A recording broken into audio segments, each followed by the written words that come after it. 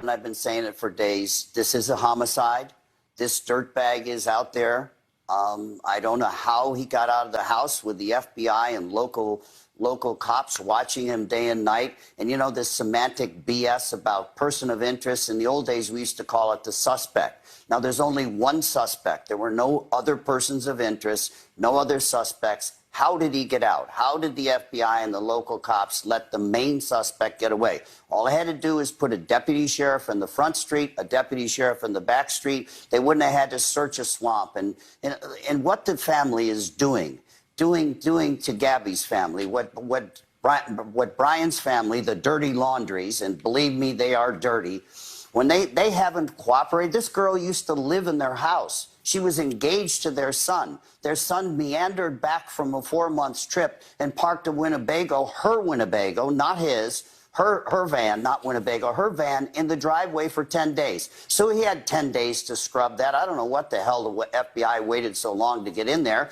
but he had 10 days to clean the house out. He had 10 days to scrub the van. And then finally, the parents went, how could Brian not tell us that he didn't bring her home? How did his parents, how did the dirty laundries not have the guts to tell us? So they filed a missing persons report, and then they clam up. He lawyers up, they clam up.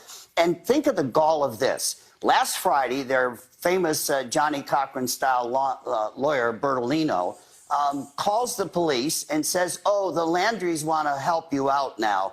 On Tuesday, Brian went to a swamp that was nearby, and we were so worried about him that we went and found the car and put a note in it and said, dear Brian, don't hurt yourself. And then we brought the car back ourselves on Thursday, and then we called you on Friday. We didn't help you at all in the beginning, but now Brian's gone. Well, you know what they did? They bought their son 4 extra days. They bought him 4 days to get a head start.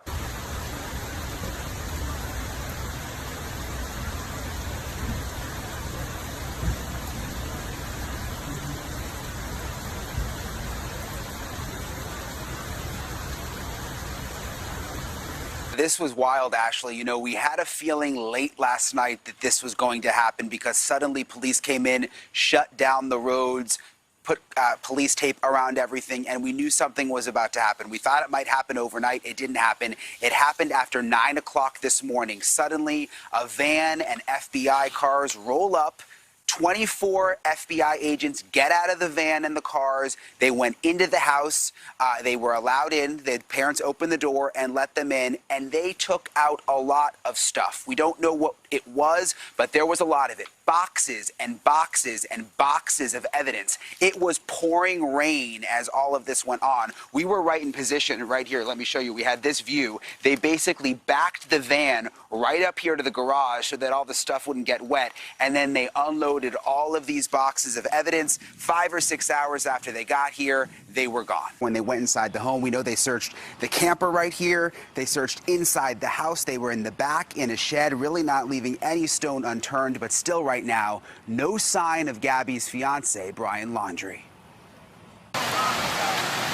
The FBI taking box after box after box of evidence out of Brian Laundrie's Florida house. The family Mustang towed away by the federal agents. One day after a body was discovered in Wyoming, believed to be Gabby Petito's. Her fiance, Brian, has vanished. It's really wet, really wooded. Police in Northport, Florida spent the weekend searching a 24,000-acre wildlife reserve for Laundrie. Detectives say his parents told them he went there for a hike on Tuesday before disappearing. Police say they're still working to corroborate whether that story is even true. Between Brian and Gabby. We drove by and the gentleman was slapping the girl. He was slapping her? Yes, and then we stopped. They ran up and down the sidewalk. He proceeded to hit her, hopped in the car, and they drove off. Okay, you said it's a white van? White van. I give you the license plate if you give me 1 sec. And we ended up driving back through, saw it again. Weeks later, a family of bloggers captured Gabby's van on their dashboard camera. That very well may be the tip that led the FBI to Gabby. That her family has been notified of this discovery. The cause of death has not been determined at this time.